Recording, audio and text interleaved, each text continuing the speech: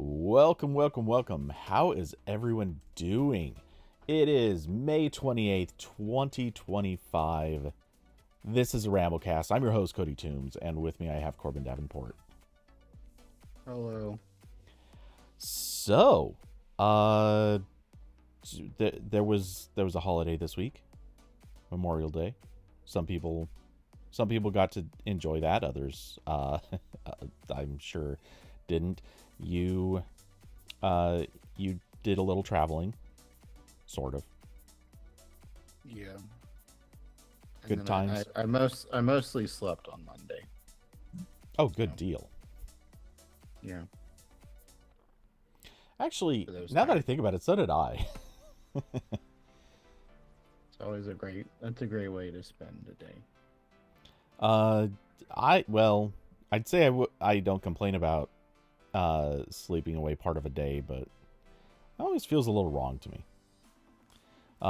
Though sleeping in general feels kind of foreign to me, so I guess that's a thing. Um, but hey, it worked out. So let's see. I unless you got any fun anecdotes to tell, should we just jump right into stories? I just visited family quickly and then came back. That was it. That was the extent of it. So, two back-to-back trips on I-85, which shockingly was fine. That part was fine. Um, I don't know. There's still like that section of it in South Carolina that I guess will be under construction until the heat death of the universe. But other than that, it's fine. That kind People of are acting reminds me. normal on the roads. That sort of reminds me of this section of I-5, just a little south of where I live. It, I think the same section was under construction for something like, I want to say it was like 12 to 15 years. Um, and even the same part of it, like it's not like they started at one spot and were slowly working their way down. No, there was actually just one block of it that was like, I think they tore up part of it and then were just like, you know what, it's fine. We don't have to finish this like ever, and they just left it and left it and left it, and weirdly it effectively disabled one of the rest stops along the road. So Mm, just for, it was something like 8 or 9 years straight, this rest stop, which looked like it was in perfectly fine condition, just did not have a functioning road to it. So yeah, it was just unusable. Very weird choices they made. yeah, I think my ultimate rest stop tip after driving so much the past like 5 years is use them frequently when you're driving a lot. It just get out, walk around, 5 minutes, get back in the car, and also bring a giant water bottle so you don't have to rely on them for water because at least around here there's a lot that have like plus the drinking fountains or there's some disease on the drinking fountains that maybe you don't want, um, especially after a certain novel coronavirus. So just I have a actually it's over here. I just have it done. This thing I call it the big gulp. I got it at Target. It's just a giant water bottle, and I fill it all the way up before I leave. And by the time I get to my destination, there's still water in it. Okay. Sometimes there's even still ice in there. Pretty well insulated. I so I've certainly done something similar in the past, but in general, certainly I wouldn't want to drink water from any of their fountains because those are fed usually just from pretty much the lowest quality tap water they could have. And Yeah, it's because not like they're they're usually not even in like a municipality. right. It's just like there's like a creek out back with some water. We're taking some of that. And after I know that this isn't exactly new information, but after Veritasium just I think it was a recent video, just covered PFEs or PFAS chemicals in like the water supplies. It makes me even more a fan of the idea of I'm just gonna try to get good water from real sources and bring it with me. Yeah. Yeah, actual proper filtered water is probably almost always going to be the better choice. Yeah, Um, that would be an upgrade eventually. Is get like a, I get that'd be the alternative. Is get like a Brita water bottle or something. But well, I know what you mean, but yeah, don't use Brita filters. I mean they're not the worst things in the world, but uh, right, yeah, British technically filters are better than nothing. But yeah they're fine for filtering out really basic stuff, but they do not filter a lot of things. So like reverse osmosis filters are better. What are Berkey filters are better. There are a few others. They're all far, far, far better. Anyway, um, oh, we have that fun little update to that story. Okay. Um, anyway, this has just been your reminder to drink water. yes, hydrate. Hydrate, especially when driving long distances. But Uh, only, but then you also have to pee yeah, I a was gonna lot. say then you So have to dehydrate at yeah, certain times. kind So, of drink a normal amount. well, yeah, assuming a normal amount is the right amount, a safe, healthy, appropriate amount. Anyway, so Speaking of normal, I, um, I like that that's our transition point. so the Telegram CEO announced a deal. Oh, I have to. Firefox does this cool thing now where it just totally blocks embedded Twitter posts and also Facebook and Instagram. And it's Based. like, are you sure you want to let it? I'm like, I don't really, but I kind of have to talk about this. Okay. Yeah. So Telegram, the Telegram CEO said Telegram and XAI, which is Elon Musk's AI company, have agreed to a 1-year partnership to distribute Grok to Telegram's billion-plus users and integrate it into its apps. Telegram will receive $300 million in cash and equity from XAI, plus 50% of revenue from XAI subscriptions sold via Telegram. Together, we win. Um, which, I mean, kind of just all normal AI chatbot integration. Like I believe WhatsApp has, I think WhatsApp has both ChatGPT and like Meta's AI. And back when Skype was alive, it had the Copilot slash Bing chatbot. So just like a little, there's like some weird like profit sharing integration with this one, but maybe the other ones do too, and we just don't know that part. But pretty quickly here, Elon Musk replied to that tweet to say no deal has been signed. And I do like the reply on that screenshot that says funding secured a Elon. That's a throwback. Uh, Yeah. and this is it's also funny because if you don't know, the Telegram CEO Pavel Durov is just as much of a weird freak as Elon Musk. Um, he is also on the whole like we need to repopulate the Earth bandwagon, and he has like talked a lot about how how much sperm he's donated and how he has. I think he said like hundreds of children or something. So he's also one of those weird guys. So it makes me glad I never really used Telegram. Yeah. And Well, also, there was a whole thing where Telegram was being used for just outright crime. I'm sure still is. And I believe some country, I want to say France, was threatening to arrest the CEO unless he complied with criminal investigations.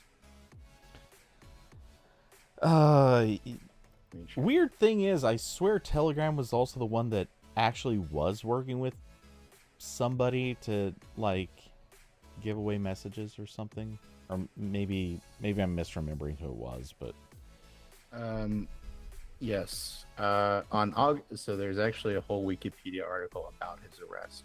On August 24th, 2024, Pavel Durov was arrested after landing at Le Bourg Airport.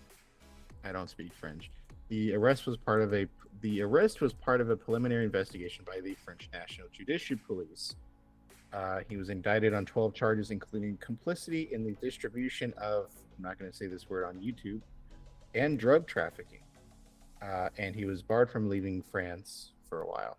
But then I think he was released on parole. So, yeah, just a fun time over there. Again, really glad I never cared about Telegram all that much. yeah. Just use Signal, guys. Use Signal or iMessage or something else. Set up your own chat server. Create your own chat protocol. Just don't use this. Anyway, also really quick, hello to Austin, Diablo, and Alyssa. How is everyone doing? Hello. So, yeah, this deal, assuming that it's actually going through, and let's be honest, Elon might be Elon is many things, and I'm sure he doesn't want to be seen as outright paying for a thing, because when I first heard this news, my immediate reaction to it was, oh hey, it's just like Bing, let's pay for users. And I mean, there's no way not to see it like that. It is very much, obviously we could also argue it's just like Google paying Apple to make Google the default search engine. But of course I triggered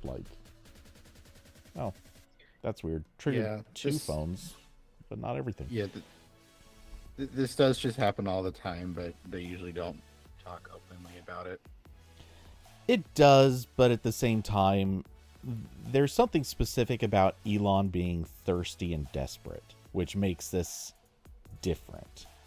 It has a specific feel to it, which is kind of why I like this story. Is it betrays Elon a little bit more, and I think that's why he wants to say that there's no deal yet, because at least he can claim maybe they're still hashing out details. He wants to maybe negotiate a lower payout, whatever the circumstances. I'm sure that's the situation that they're in. He's trying to make it look like they're not just desperately looking for users and trying to make anything happen.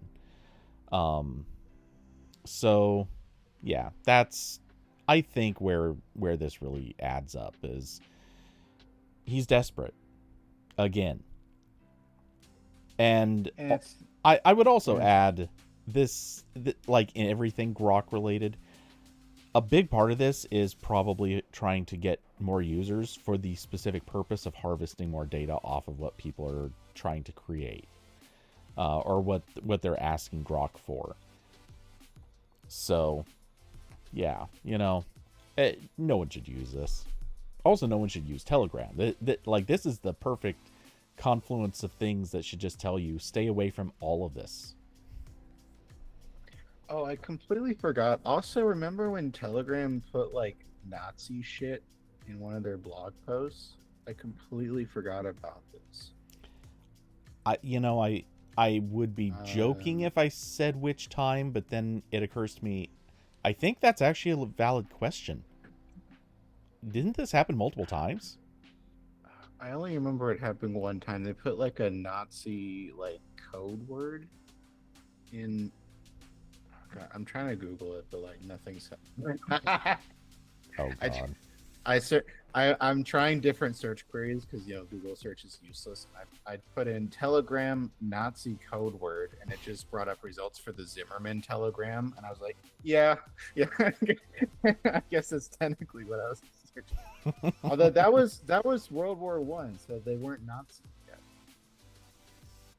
Okay, I'll keep I trying. mean, pre-Nazi versus Nazi, Tea Party versus Nazi. Like, come on. We can call a spade a spade.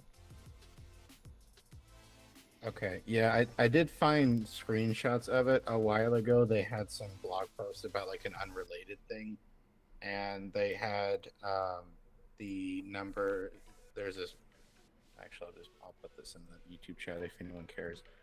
They did a blog post where they had like an example screenshot of a Telegram channel, and they put 1488 subscribers, which is a Nazi reference. And I believe there's one other instance, but I can't remember. I think it might have been like they had a screenshot of like another list of groups, and like something Alex Jones related was in there or something.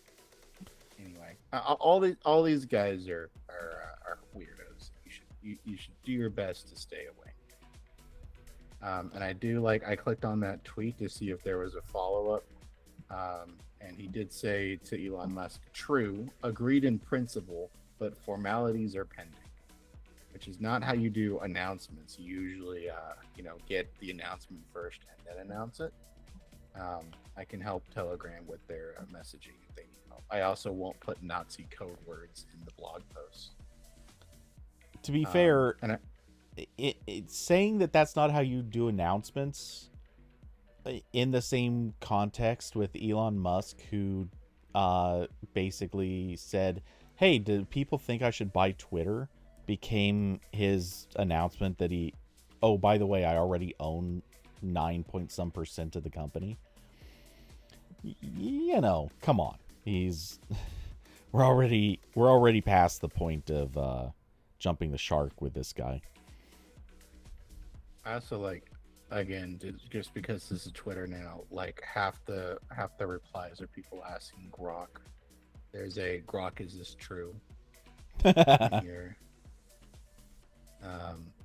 Someone asking Grok, what would you call this partnership? And no, they were asking Gork, which is the joke one. And then someone also asked Grok, any comments? All these people are very funny. Like if you're still on Twitter, I think your brain is just fully melted at this point. Also, people just replying with AI shirtless pictures of Elon Musk, which is a normal thing to do. Okay, that's to be fair, that's stuff that Putin used to post all the time, so it kind of checks out. Diablo saying Grok just still sounds weird. Look, I remember when the term Grok as a, I don't want to call it a socially normalized term because it was never normalized. It never became widespread. It was always a thing that weird tech bros and Silicon Valley wannabes were using. But I remember when that happened. That was back in the late 2000s, early 2010s. Anyway, oh god, I hated it. I hated it so much. It was, for people that don't know, Grok started out as just a utility that was basically like an early version of search. And it, like really, really early version of search. And it kind of just stayed that way. It was literally a command line utility for the internet back in those days. And then it eventually moved on to becoming this weird term that people used for saying that they understand something, like, or that they're learning about something, like, you could say I'm grokking network engineering to say that you're learning about or understanding it. And then Elon Musk decides to bring this crappy term back from the dead, and it's like, it was cringe back then, and now he's actually found a way to make it worse. I'm impressed. Also, this may actually be the fundamental moment that Elon Musk proves. Look, and I hate this term, but it's kind of the fundamental moment where he is kind of exposing himself as a boomer. Like the actual...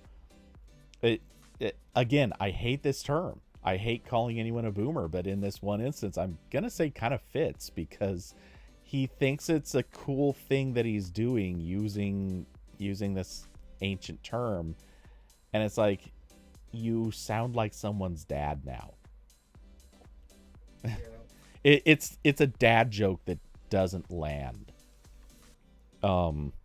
That's kind of where this lands to me, at least.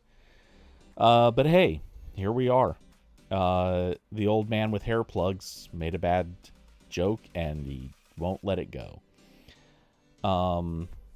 So anyway, yay, they're whatever. The girls are fighting. The girls are fighting? Is that what you said? Elon and the telegram. Okay. Sorry, I'm getting cookie cake. I don't know how well anyone can hear Corbin, but he is getting cookie cake, I think. Okay. All right. So that's pretty silly. And then there was another silly thing from Discord. Yeah. We'll okay, so this one I have slightly mixed feelings on, but we'll get into it. So, the basic summary on this one is Discord is introducing its own virtual currency called Orbs. Orbs will be, for lack of a better way to describe it, sort of that free currency you get in games for watching ads.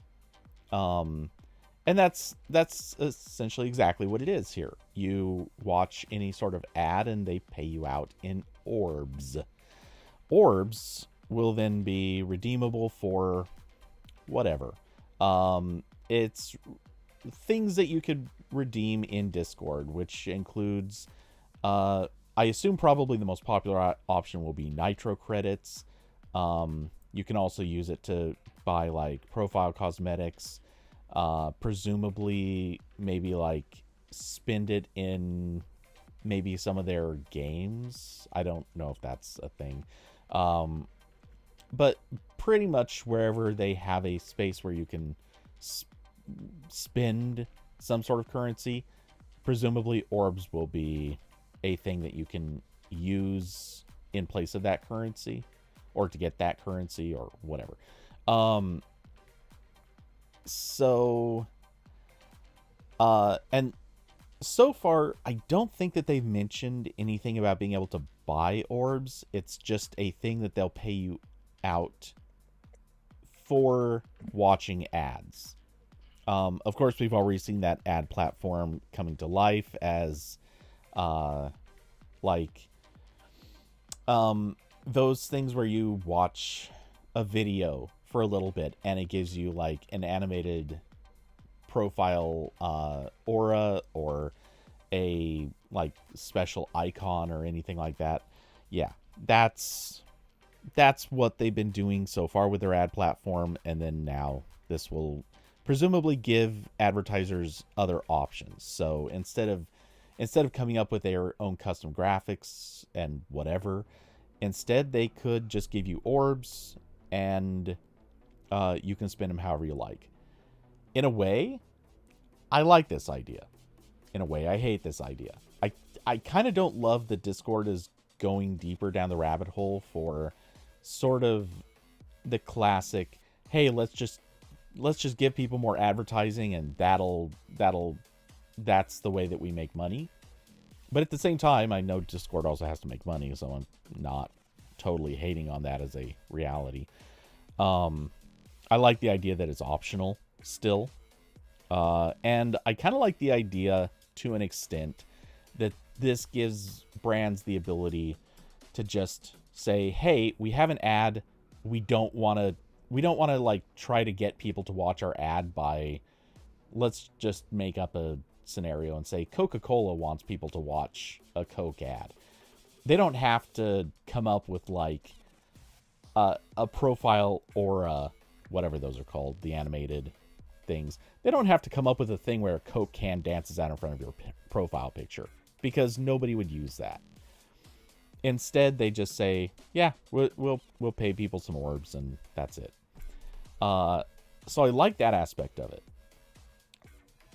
But I am consistently worried that this is going to turn into what we've already seen happening, which is more and more in the Discord client, that pop-up that's saying, hey, we have a new quest or a new this or a new that. All you have to do is watch it and you can get a thing. I get why they're doing it, but I don't like it. I don't want to see more of that. I'd much, much, much rather see that kind of vanish. And if people want to be a part of this, maybe they could opt in. Maybe it could be a little bit more categorized. Like, are you interested in stuff relating to, say, these games that we've detected you playing? Then sure, we'll show those ads, but nothing else. Or I don't know, things like that. That to me makes more sense than just kind of randomized, hey, let's just shove some ads in people's faces, and they have to click to get rid of them, or they can click through them to watch more and get a prize. Like that part of the experience I'm not a fan of right now. So that's the summary and my feelings on it. How about you? I mean, I guess it's good that Discord is trying to find a way to pay for itself that is not just like banner ads between messages. But I do question how well this works. The fact that they're going deeper into the like quest system, I guess, means that it is working with the metrics they care about. But, or they haven't decided yet and they're just hoping it will. Yeah, either or. I think my only take is like I need Discord to figure out some tier system that gets me no ads or anything like this, because I do pay for Nitro because I really like Discord as a service and I'd prefer they don't disintegrate. But I don't want to pay them and also get those dumb pop-ups about like, oh, do this for Marvel Rivals things. I don't, go away. You're the thing I use to send messages. Go away. Yeah. I will pay you more to go away. So that would be my hope, is that they figure out some kind of extra tier or something where I can like never see this. Or better yet, just do it for Nitro subscribers, but I don't think they're going to do that. Probably not. Especially like because... Well, go ahead.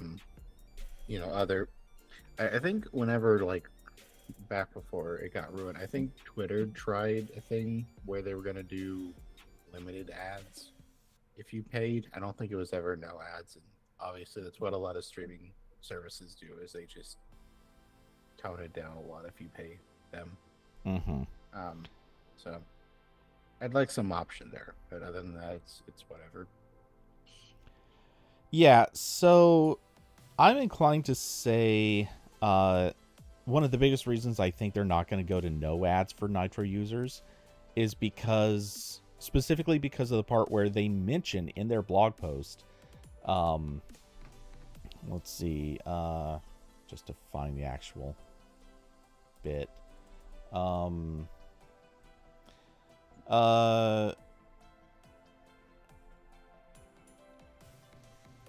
Yeah, so well, actually I guess there are two bits. So first off, they specifically call out, quote, Discord users can spend orbs in the shop to claim orbs exclusives like nitro credits and profile cosmetics, and additional first-party shop items without the need for a payment method. This means that users will have the flexibility to use orbs on many different rewards, making quests even more relevant. This is particularly great for users who want to try Nitro without a current subscription. The mere fact that, in theory, I don't know, maybe I'm too, I don't want to use the word optimistic, but maybe I'm aiming too high here, because people can already try Nitro without a subscription. But my takeaway here is, if you watch enough, if you watch enough ads, maybe you could effectively pay for Nitro just by watching ads. Right. And if that's a thing, obviously you wouldn't then turn around and say, well, we're not gonna show ads to people with Nitro, because those two things are kind of in conflict with each other. That being said, we'll see. Then it says, we'll continue to add new ways for users to claim rewards using orbs in the future, and for Nitro subscribers to continue to receive better rewards and deals across our ecosystem. So the takeaway I have here is, at least for some people, this would be a way that basically you probably wouldn't be able to pay for Nitro consistently by just doing these quests or watching ads. But I imagine at a certain point, like, you could probably pay for every 2 or 3 months. You could pay for another month or so of Nitro, by just watching a few ads every week or whatever. And I don't know, maybe I'm guessing at the wrong rates, but yeah, to be fair, especially for like kids or anyone who just doesn't have good income, but they use Discord often enough, it might be worth just popping open some ads, letting them play while you get up and go microwave something or whatever, and then you come back and claim your reward. Hey, guess what? You can have some free Nitro once in a while. That, I think, is probably the way that this is gonna generally be used by a lot of people. At least that's kind of what I'm hoping, because truthfully, that's how I see using it. I'm totally down just to let some ads play on occasion, as long as I can mostly ignore them when I don't want them there. So yeah, that's at least my thoughts on it. Anything else you? Nope. Nope. Okay, well, let's talk about things that are dead or about to be dead. Arc browser. Yeah. So our Arc browser was a web browser that was released, I want to say, it was a couple years ago, I think. And it was one of these projects that tried to do a dramatic UI overhaul of the web browser, so it didn't have the tab UI we're all kind of used to now. It had sort of like a list layout, and then some other. It was a very different web browser, and it was built around a very different technical structure that made it weird. I believe it was based on Chromium, but the entire front end was Swift, and it got some notoriety. I know a couple people who really liked it, and they started working on porting it to Windows, which meant porting a lot of Swift stuff to Windows for the first time that didn't really exist before. And then they announced they were gonna work on like another like AI browser thing that it seemed like there was very little interest in. and now they're just done with Arc. And they said that they are rebuilding Dia, which is their AI browser. Um, but yeah, Arc in its original form is totally discontinued now. And they said they were going to open source it. They laid out some plans in a blog post. I don't really know how realistic some of it is, but yeah. So I think this is kind of another sign that um, even if you theoretically have like a really good idea for an alternative web browser, I don't think it can work at this point. At least not if there's something else that's compelling to it, because not only are you uh, pushing back against the sheer market share of like Google Chrome and all of its competitors, but you're also trying to sell someone on a completely different way of using their computer, which, because the browser is like the computer on desktop platforms. That's where most people are spending most of their time. So I think that's a hard sell. I'll say like that's kind of why I never really tried Arc browser, is I heard people saying good things about it, but I'm kind of just in my boomer mindset about this, to use boomer again, but not necessarily in a derogatory sense. Just be like, you know what, it's fine. My Firefox is fine. It works. I don't really want to mess with it. It's okay the way it is. Um, so they did say that they're going to open source Arc browser, so maybe other people will do stuff with it, but that seems not super likely. I also know there is a project similar to Arc that was built from the ground up and is based on Firefox, so maybe that will get some more interest now that the Arc browser people will look for something new. But yeah, that's Arc's dead. So I've never tried it. I don't have particularly, well, I don't have any feelings about it.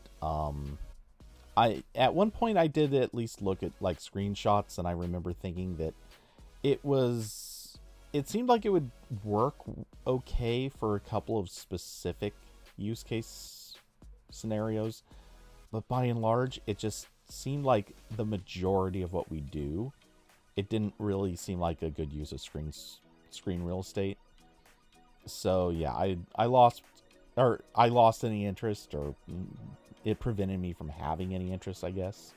So yeah, this news doesn't really impact me, certainly.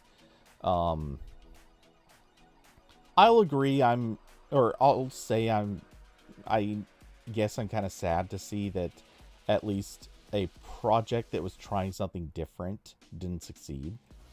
Kind of the same way that I've always said that about like HTC phones and LG phones. Like at a certain point, I like seeing companies try stuff that's different, but I think we can also acknowledge that at times they're just trying things that are not going to work. So yeah, this one just kind of felt like one of those. But hey, I want to say best of luck to them, but also the fact that they're trying an AI browser does not leave me enormous confidence. So, and as far as the open source project, meh. Yeah, I accidentally lied about the open source. They're not doing that. Oh, okay. I wondered. They put the title "Will we open source Arc," which I read as "We will open source Arc," but they're not, because they say they're going to use the same like Rust platform, or not Rust. I'm sorry, Swift platform for their other their AI thing. So that's still proprietary stuff that they're keeping for now. Yeah, which basically means it's dead. Yeah, So that's Arcstead. Again, I never use it, so I don't have anything to say there. Speaking of dead, there are more things that are dead. Yes, there are. Um, so So go ahead. Mozilla announced last week that it is shutting down Pocket and FakeSpot. And Pocket was their service for saving articles to read later, and they also had kind of like a built-in article recommendation that was a little bit like Google Discover, but more like human curated. Um, and that was the thing that they bought, and then they tried integrating into Firefox, and it doesn't seem like that went super well. Was not popular, so now they're just fully killing it. And I don't believe Pocket was ever like fully open source, so No. that's just gonna die. Um, and they mentioned that they already turned off the ability to download Pocket or purchase a new Pocket Premium subscription, and they will um, send out refunds in July. That's like prorated for whatever you're signed up for.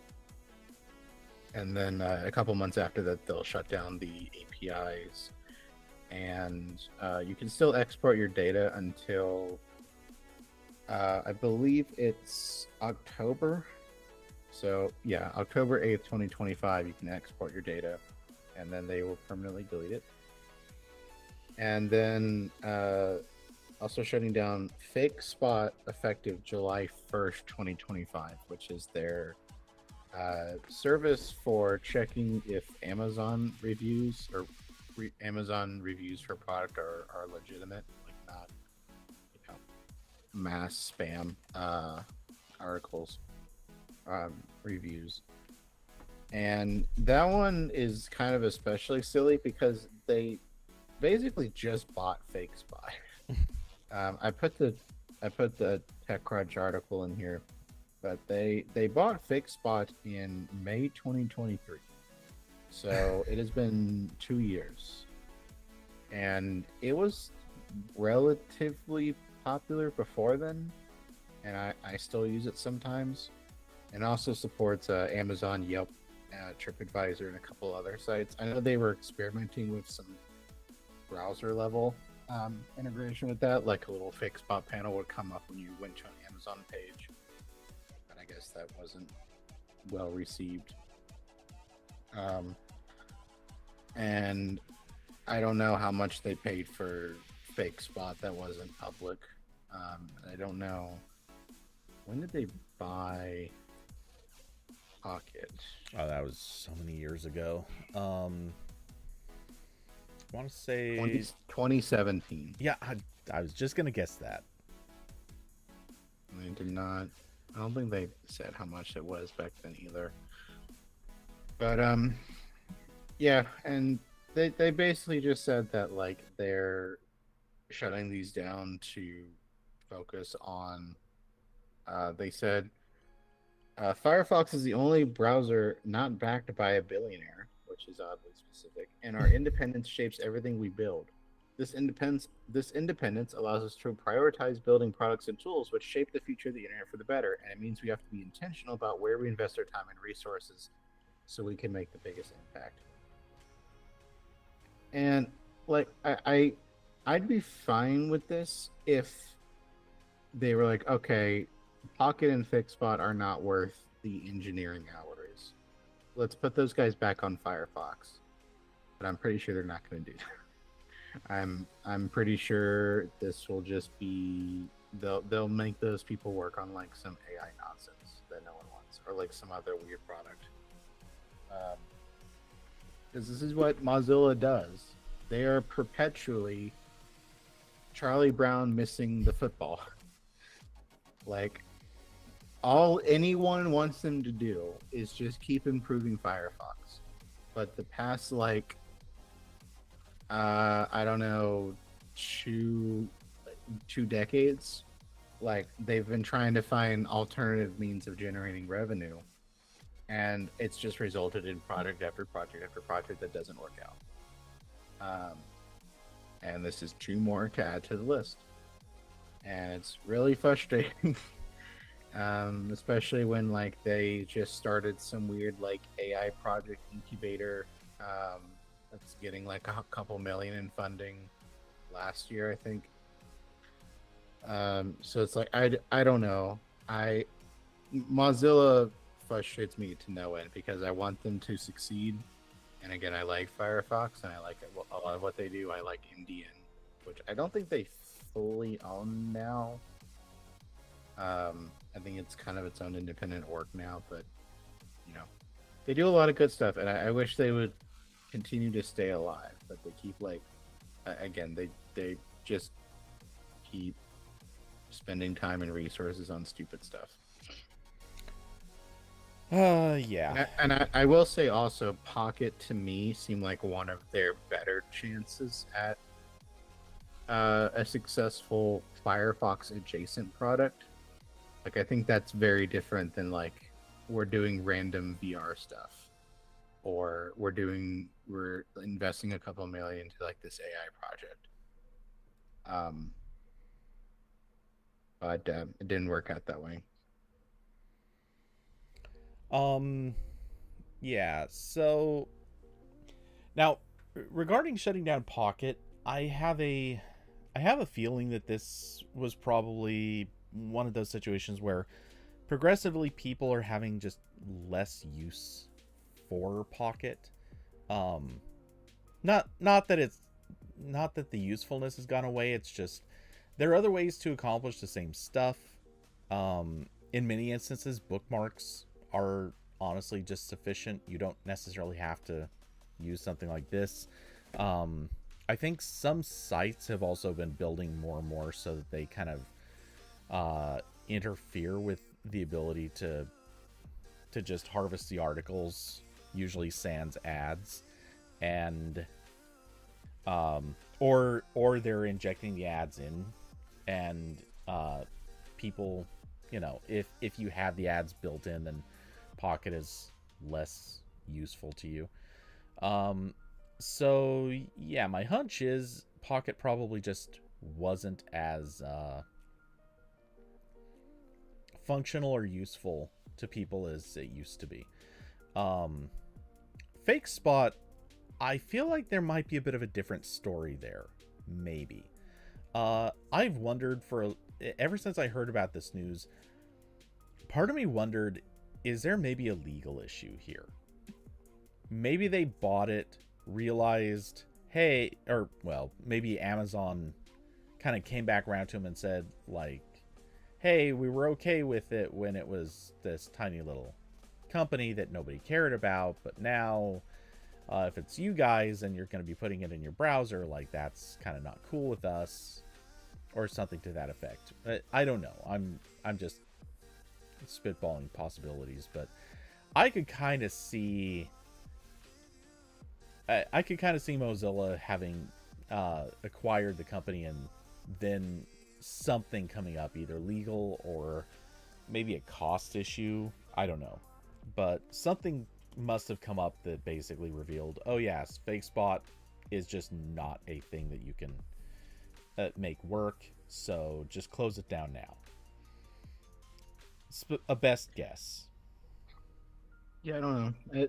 It could have been that. It could have been that like detecting fake reviews is now like 1,000 times harder, so it just wasn't working anymore. Yeah, or maybe the cost Little, of scanning, like regular scanning yeah, of pages, might have been outpacing them. yeah, or a little bit of column A, a little bit of column B. Um,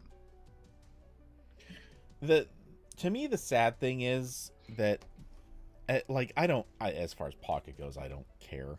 I'm sure for users of Pocket that's a bigger deal, so I sympathize with them, but outside of that, it doesn't really affect me. And I think honestly, like, once people migrate off of it to something else, because there are competitors out there, there are plenty of ways you can do the same thing. I think most of those people will be just fine moving to something else. But I'm kind of sad to see FakeSpot go away, because at the very least, yes, there are other services that do this, but there aren't that many, and I don't know how well any of them perform. But I feel like losing one that's been around for a while is kind of unfortunate. Yeah. And kind of the elephant in the room here also is that the U.S. Justice Department is supposed to rule on Google's antitrust lawsuit, where the prosecutors have recommended selling Chrome and discontinuing all Google search placement deals, which would remove most of Mozilla's ability to make money. Yeah. So if that happens and there's not like a carve out for Mozilla or some other change there, then almost everything Mozilla does will be shut down. I do still wonder what happens with their. Would Firefox kind of turn into like a more community maintained thing, or would Mozilla just go, no, we're done, it's a Chrome skin now? Like, I think either of those are possibilities, but again, that goes back to my endless frustrations with Mozilla and how it is set up, because they want to they are run like a weird tech company that has like part non-profit attached to it, and it's a really bizarre model that doesn't seem like it works, as evidenced by the fact that most of their money is still coming from Google. It doesn't seem like it works because it doesn't work. Yeah, and it opens them up to, like, every once in a while there'll be like I'll see like a new wave of people on Mastodon or whatever complaining about their CEO making like a couple million a year or something, where it's like very on the low end for a tech company, but also it's like, aren't you guys like asking for donations constantly? It's a little, there's a disconnect there, but I would like to see Mozilla just go like full like worker-owned co-op. That'd be pretty sweet. I think I'm not a business major guy, so I'm not sure exactly how the money works in those situations. But I do get the impression that if they did want to like overhaul their corporate structure and focus almost entirely on Firefox, then like they probably could keep it alive with donations. But I don't know, because it has been interesting to watch them sort of rebuild their email client Thunderbird, which is under a different corporate org for some reason. I think because they're trying to get it eventually to a for-profit model, but they've been pretty open about how they're getting like a lot of donations for Thunderbird, which is helping pay for developers and improvements and stuff. And if they're getting a lot of money for Thunderbird, which has a tiny fraction of the users of Firefox, I feel like maybe Firefox could do that model. But I don't know. I know that developing a browser engine now is very difficult. So I know there's a lot of money involved with that, and keeping it secure and keeping up with whatever Chrome is doing. Yeah, that alone is sort of like chasing a train using a pack mule. But yeah, I don't know. I sympathize with Mozilla and its goals, but at the same time, it feels like watching somebody who the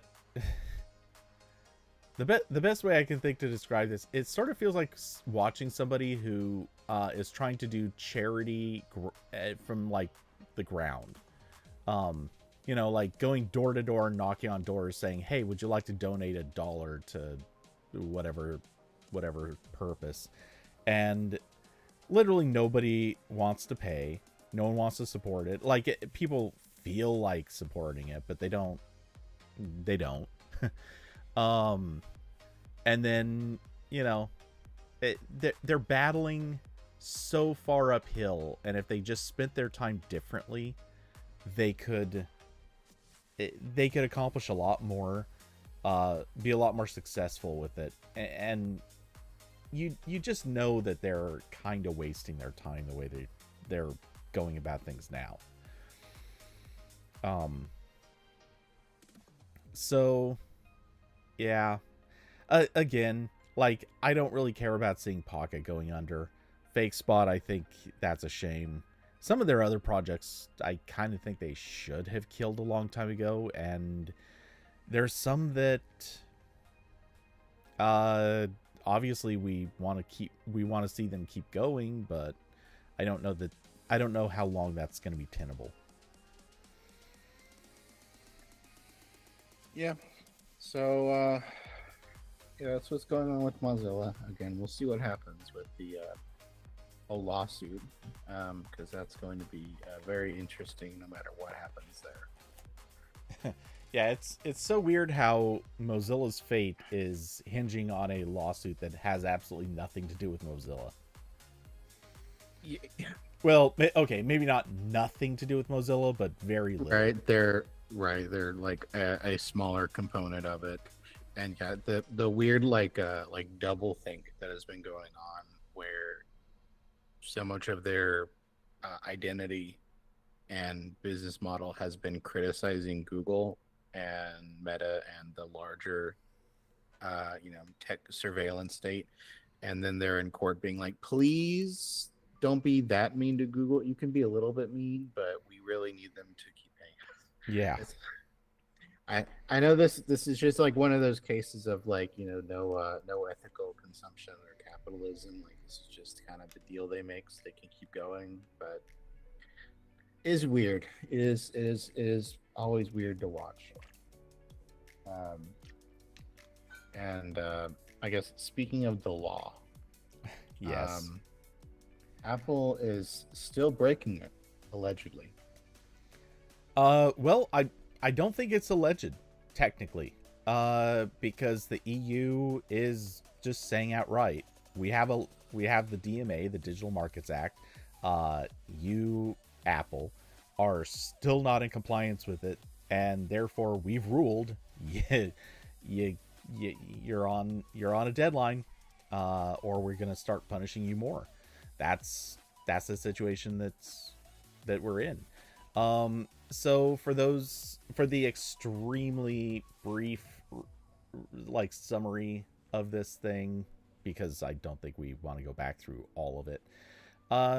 The European Commission has okay, well, going back in time, the EU put into effect the Digital Markets Act, which basically comes up with a set of rules for really, really, really big tech companies in a set of specific areas: social networking, messaging, like content distribution, a few other things. Basically saying if you violate certain types of basically, if you are committing antitrust, or what the US would consider antitrust, within your specific realm, or if you're kind of just acting in bad faith in these very specific ways, and I say very specific ways because there are specific categories that they have to be kind of misbehaving in, but the actual specifics of what constitutes misbehaving, there aren't any. Like this is very loosely defined. Anyway, they basically set the European Commission as the arbiters of when a company is violating those terms. And the European Commission has deemed Apple not exactly playing by the rules that were set forward. So the specific violation that they're focusing on, at least right now, is the anti-steering rules. This is basically Apple saying that developers cannot encourage users to go off platform to make payments or to make purchases, things like that. So in other words, developers can't steer users into paying at a place where they wouldn't be charged, let's say, the 30% or 27% if you go by Apple's other pricing methodology. Strictly speaking, Apple did make some concessions where where developers can now send people off platform, but before you can do that, you're shown what's called a scare sheet. This is basically a big effectively a full page scary text block that says, if you leave here, you don't get any protections from Apple. You're on your own. You can be scammed. You can be tortured. Your firstborns could possibly be turned into ghouls.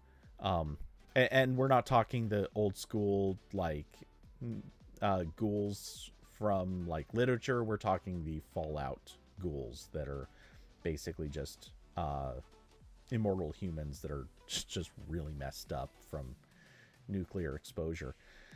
Of course, I'm kidding about a third of that. Around a third of those aren't actually in the scare sheet. The rest are. The ghoul thing is. Absolutely. It's definitely there.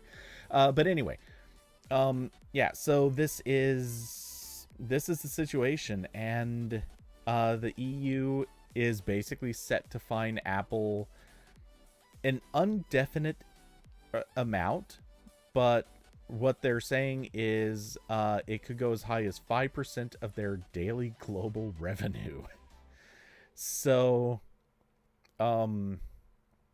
basically the richest company in the world that has some of the highest income in the world could be losing 5% of that daily to the EU. That's wild. So that's the threat that they've levied, and they have until June 22nd to get into compliance, which I find to be a not convenient date per se, but it's a mildly interesting date because 1, it is a Sunday, 2, it's gonna come basically 2 weeks almost to the day after WWDC. So that's a tight deadline. Fortunately, I guess it gives Apple a little bit of time between WWDC and getting into compliance where they don't have to necessarily respond or answer to this at or during WWDC. It's far enough outside the timeline that they don't have to necessarily have news about this crowding out the event, but it still looks bad. And I would be extremely amused if any reporters managed to get any sort of any time on camera with Tim Cook and ask questions about this. I would love to see how he tries to wiggle an answer to cover this subject. I think maybe this is the reason why Apple is sticking to the pre-recorded shows, because like this way there's no awkward moments, no one's corner. I know there's still like a part where all the Apple people are walking around and something could happen there, but there's less of an opportunity for it. They don't have to worry about someone yelling at them for enabling genocide.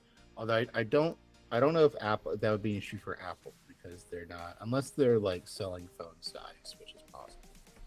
But you can always find something. Yeah, I mean they're gonna that could just happen from their developers.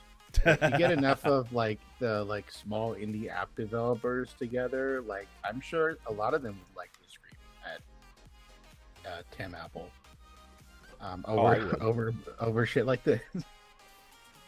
I actually wouldn't.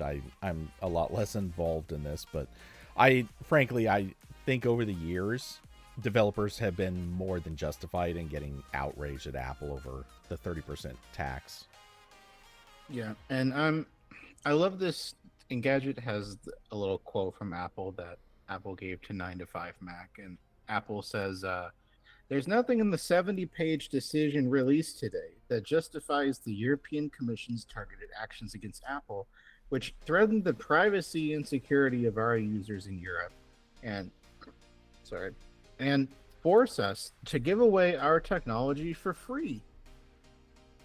Which that I know that's been like Apple's go-to line for a long time now with all these legal actions, and it is still the stupidest shit. Where they have insisted over and over again that like just like making new APIs is like giving away their like secret stuff for free, and I've even seen that repeated by some other tech writers, and that's just like completely insane because that's not how like. Since the first computer that could run third-party software, or really any software, there's been APIs to hook into it. That's how all of this works. That's how all computers work. That's how the web works. Like, there is functionality that is deemed like, okay, the app needs to be able to talk to this component of the system.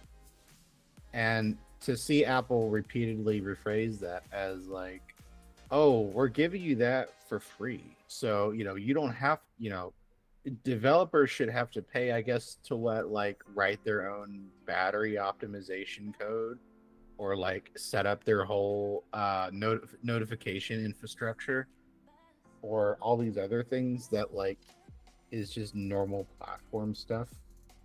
Like you can see a massive disconnect here where Apple has completely forgotten that like this is a mutually beneficial relationship where you have a product like an iPhone, and by creating an app ecosystem for it and developing that, you create selling points for your product. Like, there are, apps where people might just keep buying iPhones because they find the apps or the games they want that are only on that platform. And now Apple has completely turned that around to be like, oh, we make the entire product ourselves, right? Whatever developers do does not concern us. They're not making our product better, only we're making our product better. And it's really bizarre.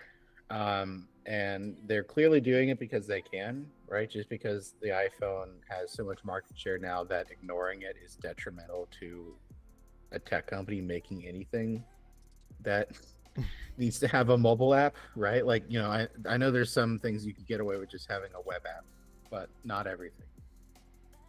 And you can't get away with the web app for a lot of stuff because of Apple, because they won't implement a lot of APIs in mobile Safari that Google has on Chrome for Android, for instance.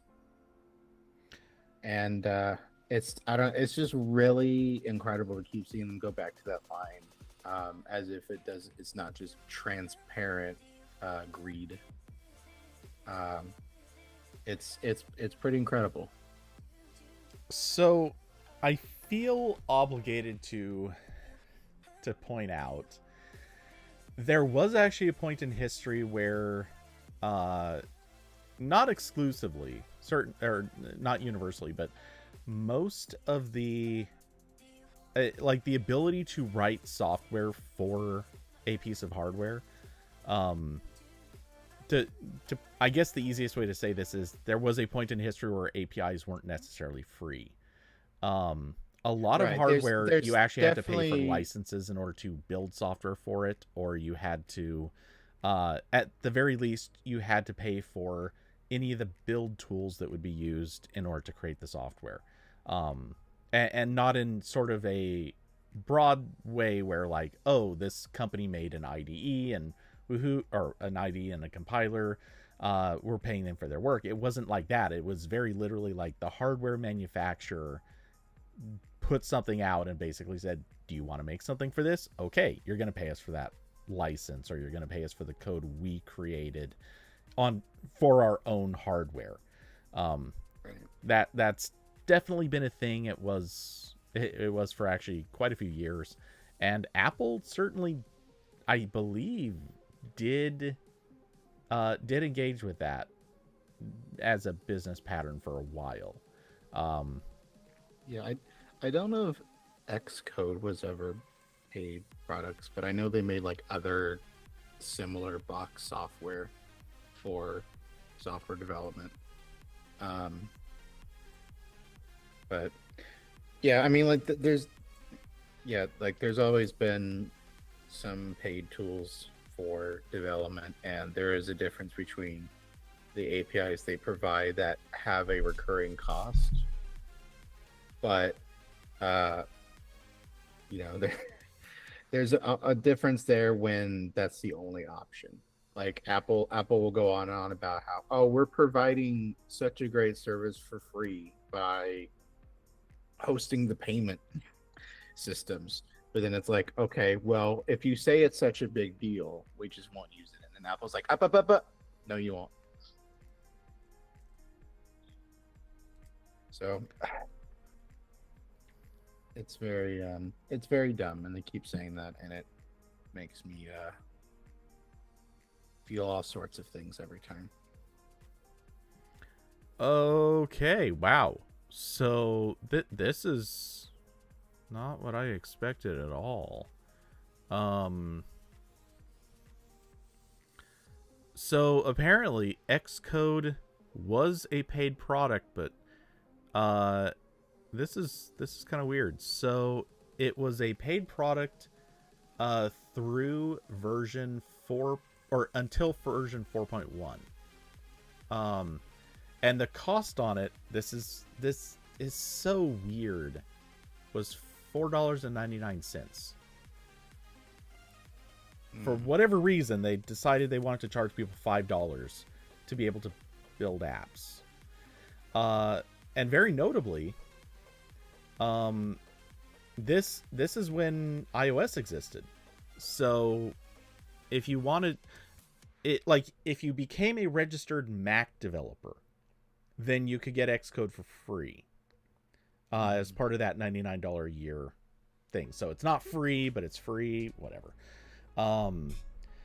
But if you were not a subscriber or not a member of that program, then you had to pay $5 and you could just get Xcode. And then with version 4.1, which came out in 2011, that's when it became free. Yeah, because I remember like on old like Mac OS X releases, they would come with Xcode. Like there'd be like another disk or something that had Xcode stuff on it. Mm-hmm. Huh. Back when Mac OS had disk releases. Yes. So I think they should do that again. Maybe not discs, but just like I want something where they make like a cool looking box. It can be like modern games. Okay. Yeah. I'm gonna have to make a lot of them because you can still download it, but I think that'd be fun. I'm just gonna predict right now, John Gruber and John Siracusa would both absolutely love this idea. I don't know how many other people, but those two would be all in. And yes, I'm naming one horrible person and one good person. So You can guess which one is which. If you don't already know which one's which, my sympathies. Okay, so I guess we're done with the Apple thing. There is some breaking news. Oh god. We're done with that Apple thing. There is more. Are you talking about is the breaking news something totally new? Yeah. Okay. It's from the somewhat breaking news. I'll put this in the YouTube chat. Is a federal court has struck down Trump's reciprocal tariffs on a wide range of countries. So maybe, it's hard to figure out what the effects of anything are anymore, but there have been a lot of tech products that have gone up in price due to tariffs. So if this holds, maybe some of them will get a little bit cheaper, but depends on a lot of other things. Also, if this holds, which I believe this might go to, this is a unanimous ruling of a 3-judge panel of the U.S. Court of International Trade. So I'm assuming if this is contested, it goes to like the Supreme Court, and then the Supreme Court decides. But interesting development nonetheless. Yeah, maybe. If nothing else, what I see this doing is at the very least just delaying any sort of activation date. So in other words, if I remember, he said he was going to put most of this stuff on a delay of like a few months or something, and so whenever that was just supposed how everything is going. Right. Everything is going to happen in 90 days. Everything's declared, then it gets delayed and delayed again and delayed again. TikTok will definitely be banned in the next 90 days, guys. I'm definitely not gonna. Honestly, I'd completely forgotten that was even a thing. But yeah, somewhere. When is the deadline? The new deadline for that? Wasn't that? I thought that was like a month ago. It was. I think it was April, and then it got another. I don't know if it even had a close date. Let's see. Oh, we should probably just look on The Verge and find out. I'm sure they've got the ongoing drama. Documented. Need like somewhere. A tracking website, like like that stupid website that has like the U.S. death clock. Yeah, one of those, but like countdown until TikTok. In the JavaScript for that site, it should just literally, as whenever it hits 0, it should just automatically reset to 90 days. Oh, so it's like the sale countdown timer on every e-commerce site. Yes, and it also the Prime Day timer. Okay, the newest delay is June 19th.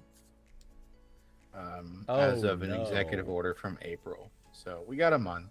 We got a month until we get to do this again, or not. You might just, I think this is kind of, everyone's kind of used to it now, so maybe everyone will just ignore it and we'll forget about this. Okay, I just have to specifically call it out. There's something so amusing to me that by whatever coincidence they picked Juneteenth as the day to kill TikTok again. Not that they picked that date previously for killing TikTok, but I mean, again, the next time they're going to kill TikTok is this time on Juneteenth. Still, I don't know. Something about picking that day was a real bad choice, but okay. And there's going to be very funny. There's going to be so much weird news happening right then. Need the Venn diagram of like day TikTok will be banned and when I will clean my room. It's just the circle. Like, yeah, I'll do it in 90 days. The date for cleaning has been delayed to Wow. So, hey, whatever comes of this, we'll see. What I kind of am curious about is, will all the countries that already inked deals, various tariff-related deals, will those countries now back out of those agreements because the tariffs were not legal in the first place, or since those deals were made, will they honor them regardless? Because that does seem like, yeah, I feel like those are like no take backsies. Exactly.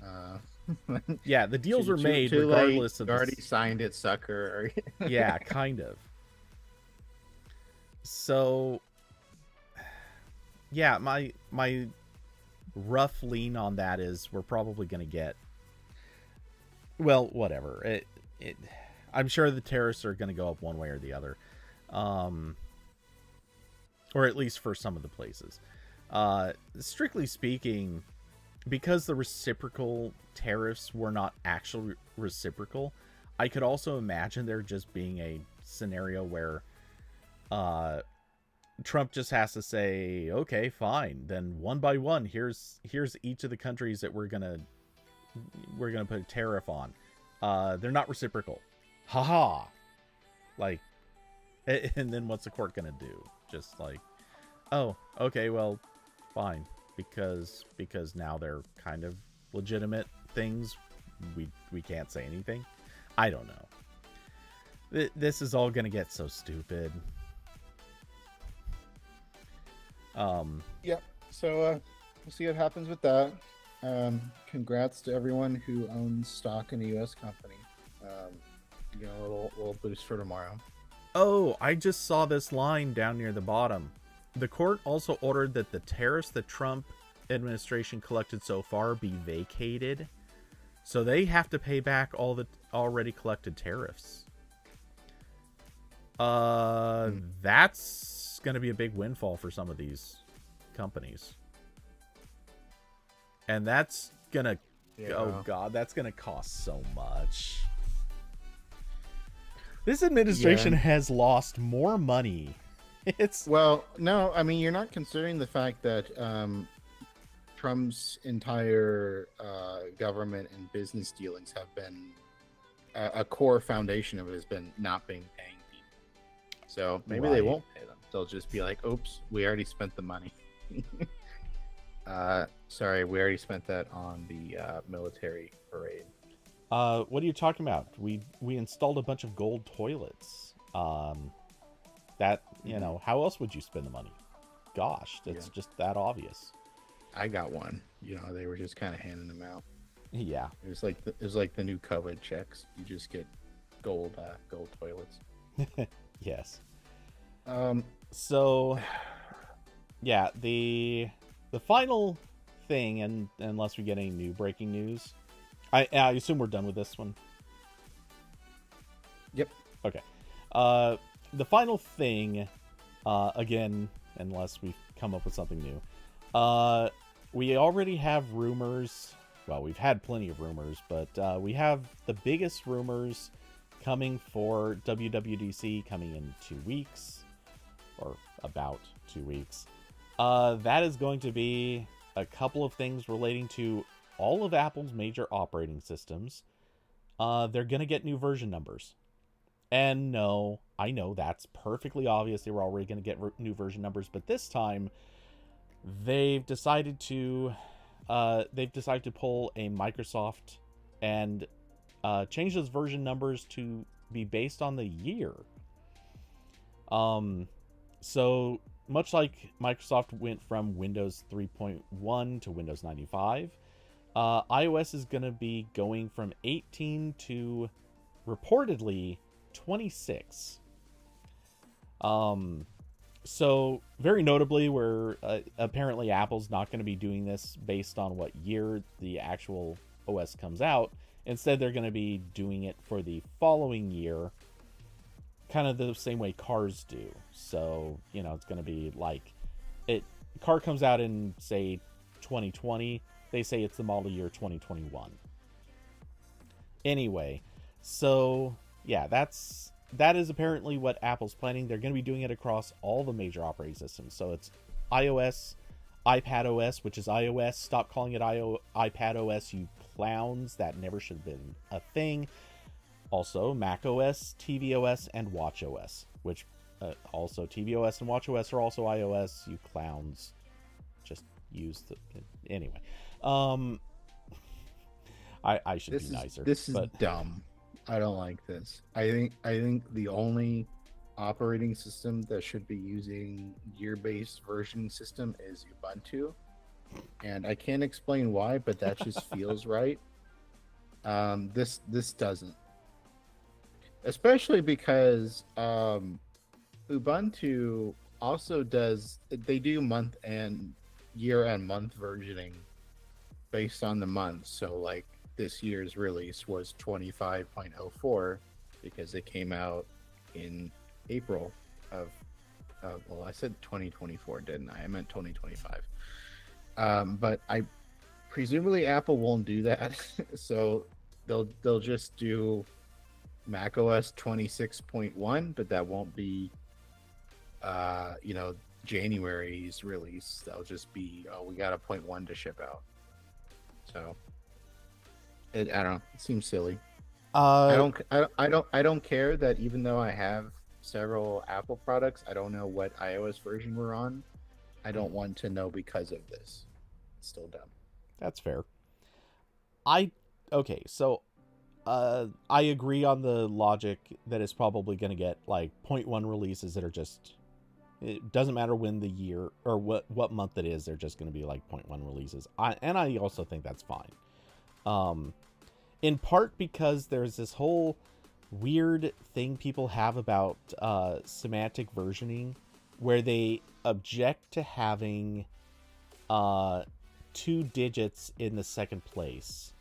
Why that is, I don't know, but in theory, if they came out with a version in November, December, or October, presumably that would put the double digits there, and for some reason people are just really, really against that. I don't know the logic. I don't care to discuss the logic, but yeah, that apparently is a thing. Otherwise, a part of me kind of wants to, in a small way, I want to say it's about time, because I don't think anyone wants to remember version numbers or look up version numbers as they relate to the year. And like back when Windows did this, a lot of people mocked Microsoft for making the choice. And I say Windows, but it would also happen with Office and technically Windows Server, though Windows Server, I always felt like it made more sense there. Anyway, the thing about the Windows versions when they did it, and I think this is why Microsoft eventually relented and went back to numbering them or giving them names. The caveat here is Windows didn't come out yearly. iOS does. So does macOS now. It didn't used to. I don't know for sure, And that but was I have to also assume tvOS, watchOS,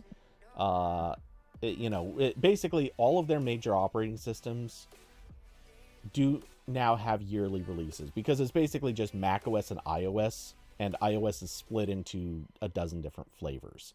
right. So Everyone else gets the new APIs or whatever else. exactly. So the fact that they're yearly releases, I'm kind of okay with this, because yeah, fine. Make identifying by year. That's fine. I struggle to find a reason why that's an objectively bad thing. I think it's fine. And they don't have to worry about the numbers getting too crazy until 74 years from now. So that's okay. They can wait it out 74 years, and by then they'll probably either have something completely new, with different versioning numbers and whatever, and that's okay. They can do that. Also, Microsoft didn't even really do that. They did it for 95, and then They did it for 95, 97, which did not officially come out. Yeah, 98. It became 98, and then that was it. Then they did No, 98 second edition. Oh, no, wrong. Right? Wrong. Windows 2000, Windows Server 2003, Windows Server 2000. Was Right. it 2005? I know 2008 was a thing. I think Server 2005 was also a thing. Let's see. There's 2012 server. Oh yeah, there was 2012 server. Okay, and they're still doing the servers. I think they're still on years. They might be. I don't remember for sure if the servers kept going, but Yeah. So they definitely did keep that going. And then Office, I think, didn't Office keep the years a little bit past Windows switching to Vista? They do still use the years for Office. Yeah. Okay. Because the latest release was Office 2024. Okay, so There yeah. were there were a couple years where they came up with cutesy names for them, but I think they still had an underlying year. Like there was an Office XP. I don't remember which year that was, but you know. So yeah, I mean, like, but yeah, for consumer operating systems, they only did it twice. Um, I know people are going to argue this till the end of time, but I will argue to I will argue heavily. I will die on this hill. Windows 2000 was meant to be a consumer operating system. okay. Well, yeah, okay. Yeah, but like so there are three, but even between then those they weren't doing it like cuz there was 98 second edition and then 95 had like a couple little like extra packs in Yeah, there. we don't have to count So it was we don't all have to count second edition as a separate thing. It's fine to say that those are the same. Um, but yeah, I get what you're saying. I'm just saying that they at least tried it, and it wasn't just a one or two off thing. They did keep it going with several or with two products at least. Um, and so yeah, Microsoft did it. I think they just wanted to go back to naming the Windows releases the consumer targeted Windows releases, just because I think they figured the branding was better. I'm not really sure what their logic was or reasoning behind it, but they did it. And then they went back to version numbers, which really made so little sense to me, especially since they skipped a version number. Like they went to Vista, then Windows 7, then Windows 8. Then it's like, you know what? Windows 9 just doesn't, it's not going to be a thing. Let's go to Windows 10. And so Windows versioning has been it has gone so many different directions. It made no sense at all. So well, the what was it? The issue Microsoft had was they couldn't do Windows 9 because of all the legacy apps that were checking for does Windows names start with 9. And that's how they detected 95 and 98. Apple wouldn't that's have right. that problem, presumably. But, you know, you never know. Yeah.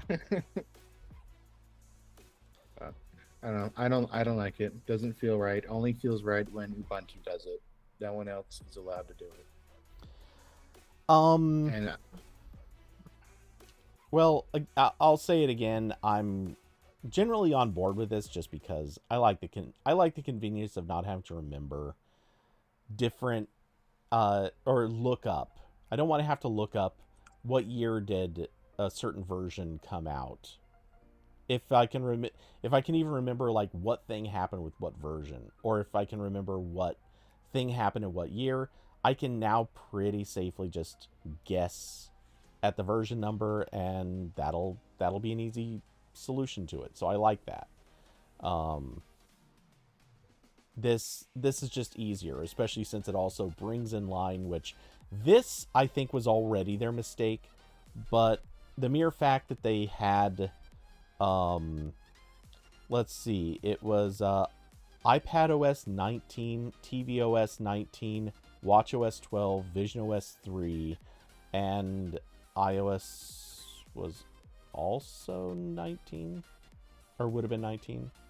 But the mere fact that they had different versions on some of these things when they were still very obviously running iOS, that's a thing that they should have never gotten themselves into in the first place. watchOS should have just come out with the same iOS version from the start.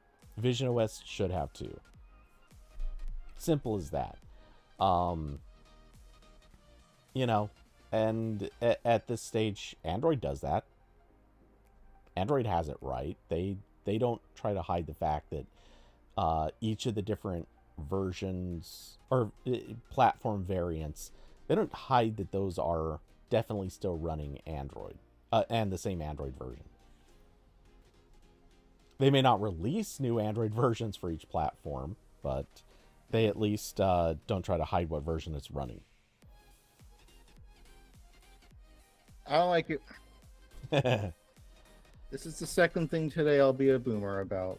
I don't change my web browser and don't use year-based version in anything unless you're Ubuntu. Wow. Corbin coming in with a hot take. So it is, as a side note, worth mentioning that this isn't coming just as a rebrand or renumbering.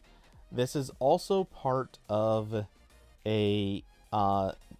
evidently the start of a big UI shift, and it's technically unclear how big of a shift it is. There are no real leaks that I'm aware of that actually show anything. I didn't look at this page yet, but apparently they're doing a big design overhaul that's supposed to make all of the operating systems somehow more closely aligned with the Vision Pro design language and style. Yeah, The Verge doesn't have anything in terms of what that's going to look like, but evidently that's something we can expect, is all of everything is going to somehow start looking a little bit more like Vision OS, and I'm not sure what to think of that. Really not sure what to think of that. I kind of don't love the sound of that, but until I see it, I'm reserving judgment.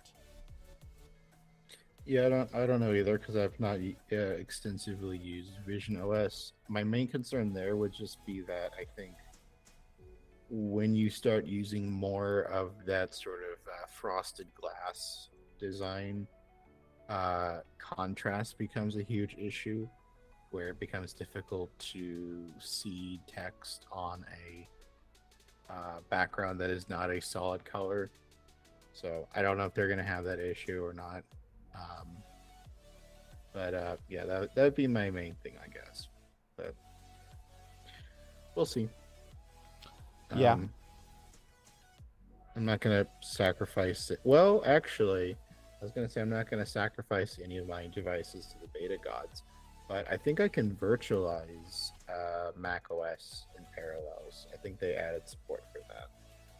So if I have the beta image, I think I can just throw it in there to get screenshots. I should check that. That'd be a good thing to check out. I mentioned it earlier today, and I'll say it again. Check out UTM. Yeah, because I say Parallels because I have Parallels, and during the last beta cycle they advertised that. Okay. Back when I know they even cold emailed me. They were like, "Hey, if you need to test Apple Intelligence stuff without ruining your computer, you can run it in our Parallels desktop." I was like, "Oh, thank you. That's interesting." Yeah, that is a compelling option. I didn't do that because I didn't care enough. But it seems if this update is as big a deal as it supposedly is, I should probably figure that out ahead of time so I can get lots of screenshots. Yeah, I'm not sure how big of a deal this update is going to be, and for that matter, look, I know Google is the champion of announcing a thing and then not shipping it when everyone thinks that they're going to, but Apple has more and more been getting into that habit too, and I'm kind of wondering if they're about to ship this new design language and look, or if it's going to be more like, hey everyone, here's a thing, we're not implementing it yet, but just letting you know so you can start planning for it. And maybe they'll have a preview of it somewhere, but not an actual implementable or implemented version of it rolling out to people yet. I don't know, but it feels ambitious to come up with Vision OS less than 2 years ago, roll it out and say, hey, we're going to make everything else look like this now too. Because man, there's going to be so many complaints, and they're going to have to pull back. Like, they're going to do what they did with iOS 7. Was it 7? Where they went to the frosted glass thing and gradients the first time, and I expect them to do a whole lot of like try some stuff and then realize, oh, people hate this. We have to walk it all back. Like, take it back to the beginning and just keep like the 5 things people didn't rage against. And that's something we've seen them do a couple times before. And by now, I think they've learned, or should have learned, that maybe that's not the best way to go. You shouldn't barrel in with new design language stuff. Google kind of actually got that right with material design. Show it off to people, implement a little bit at a time, and then slowly bring new stuff in. And don't expect every developer to have it like instantly supported and instantly integrated into their apps. Yeah, I mean, that's definitely the issue there was always with Apple was more of getting other developers on board. Every time Apple's done an interface update, they always get most of their stuff updated ahead of time, which is very different from every time Android and Windows have rolled out a new design where it takes years. Or in Windows case, just never. Yeah, never, I was gonna never. say. There's still parts in Windows. If you go down the wrong dialog, you'll get the Windows 3.1 era file picker and that kind of stuff. Which, that being said, Windows is almost the funniest because anything that's running on their old APIs, a lot of that stuff eventually just kind of starts looking like the newer stuff anyway, because it pulls from some library that got updated so that it just provides updated looking controls. Meanwhile, there's stuff from Android where if it was built in the days of Holo, it's still going to just look like a Holo app. And yeah, there's not really any changing that. Of course, none of that stuff's allowed to be in the store anymore, but a lot of it could still run theoretically. So yeah, we're in some weird times. But hey, I don't know. I really want to see what this is going to look like, because Google coming out with a new design language that's honestly not that new, and Apple evidently coming out with something new that I don't... Look, I'm sorry, but they're picking their least popular product and saying everything's going to look like this. That's a really interesting choice. I can't wait to see how this goes. Also, I can absolutely wait. I hope it doesn't happen anytime soon. But hey, it is what it is. Is this going to be the moment everyone looks back on and says, man, Apple did some dumb stuff. They made a mouse that you had to turn upside down to plug in, and that wasn't the stupidest thing they did. I'm wondering if that's where we're headed. I mean, it's already going to be kind of funny that they're doing this while like half the governments of the world are yelling at them. Like, no, look over here, new shiny toy, look over here. We made the button look different, guys. Isn't that fun? As they say to like an audience of developers also ready to fight them. Isn't that fun, guys? Don't you want to redesign your apps for us? By the way, while you're redesigning, make sure you don't put external links to stores or we will kill you. Yeah. Man, I think it's going to be fun. Fun or funny? I'm going to go with funny. I think we're going to hate it as users, but we're gonna love it in the sense of we get to mock the hell out of this for probably months to come. I'm gonna love it in fact that I'm a web developer, so I don't have to. I'm not fucking with that. I'm gonna hate it in the sense that I'm actually building a Mac app. Um, which on that note, now that I know that this is coming, I think I'm gonna stop fiddling with any of the UI stuff and just go straight to working on backend stuff. Get all that functional stuff working, and then the UI stuff can come when I know where I'm supposed to be skating to. Don't skate to where the puck is, skate to where it's going to be. I should just know where it will be before I commit any more effort to it. You should give it the old aqua look. I think that'd be fun. Ooh, that... Okay, here's the thing. Knowing what audience will likely be looking at this, I bet there are a bunch of people who, if they saw that, would absolutely swoon over it. So, you know. Yeah, and you also got to copy the thing that Microsoft did with Internet Explorer 5 for Mac, where they programmed in all the like iMac colors. You could change between them for all the like button highlights and stuff. And that would be really easy to do if you wanted to do it just for the colors that Apple sells computers in today, which is the 2 shades of gray, a black, the varying gray light colors. Okay, so here's the thing. You don't know anything about this app. You don't know what's... That's true.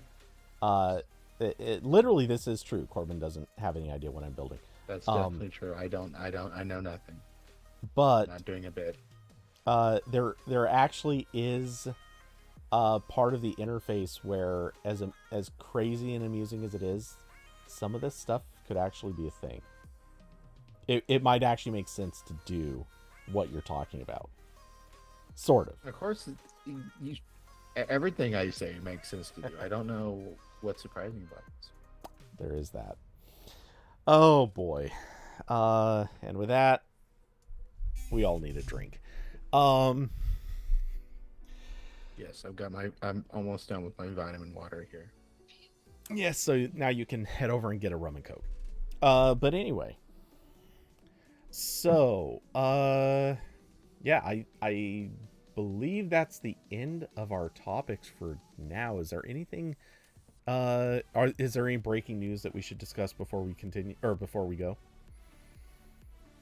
Not that I've seen. I opened Discord and saw that. I was like, oh, well, that's exciting. Well, hey, good news is good news, right?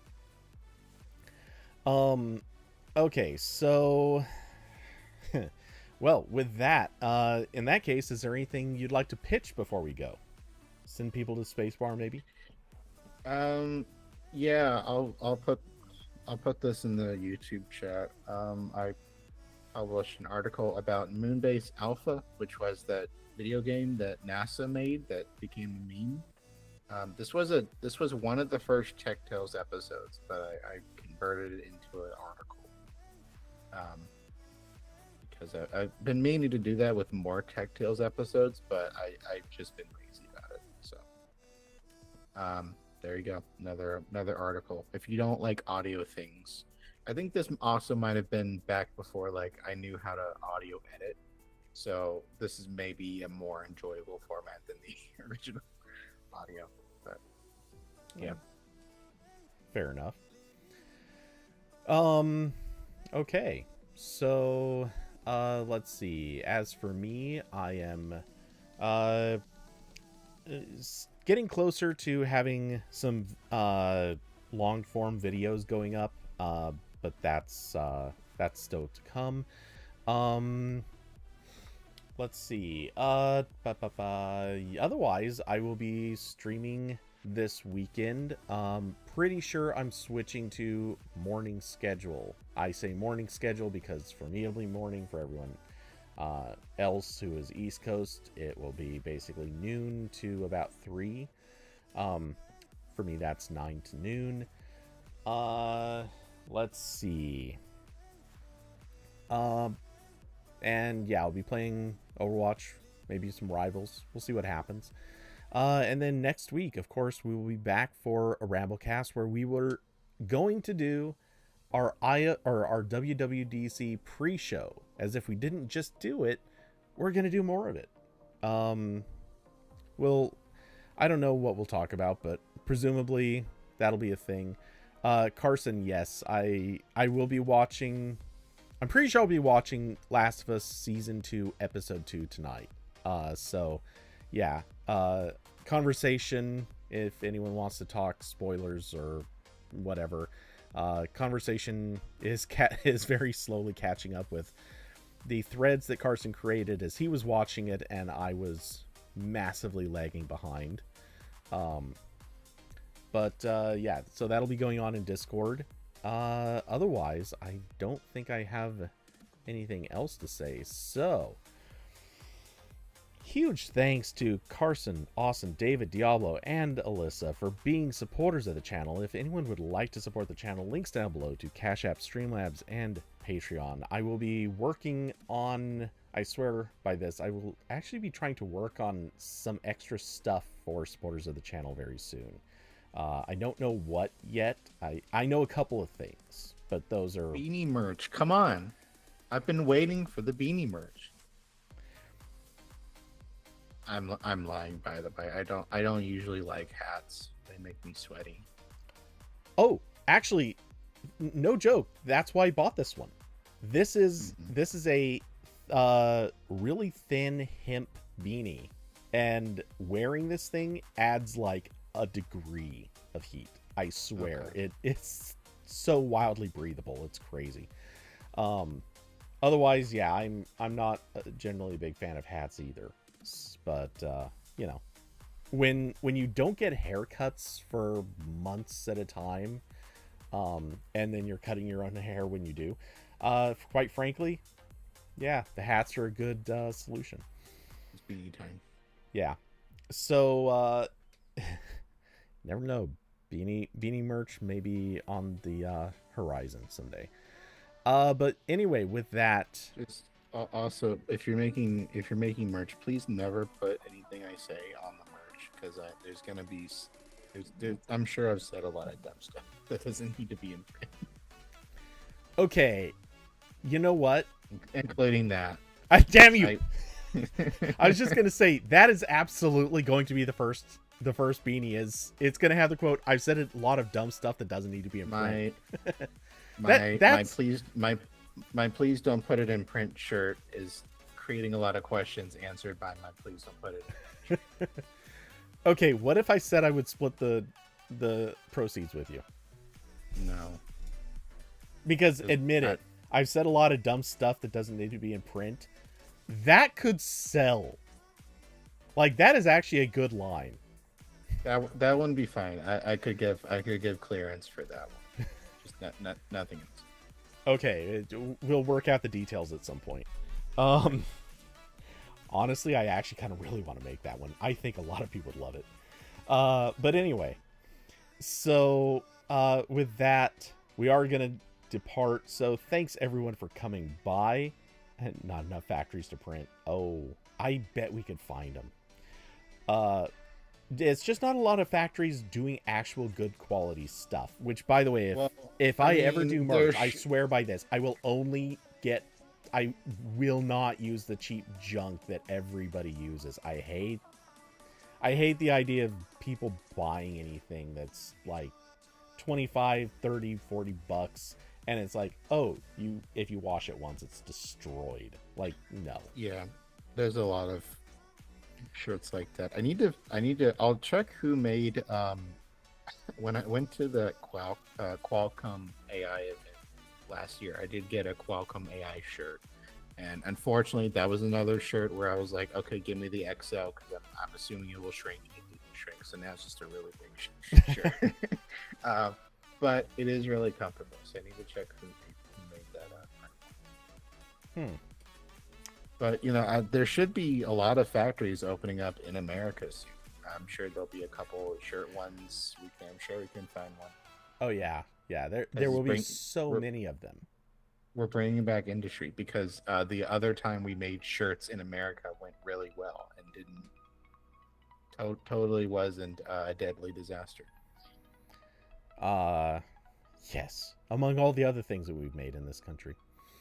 All right. Well, so sidetracks and derails aside, that's gonna be the end of this one. I hope everyone has an excellent rest of their week. I will catch many or all of you in Discord, and with that, good night, everybody.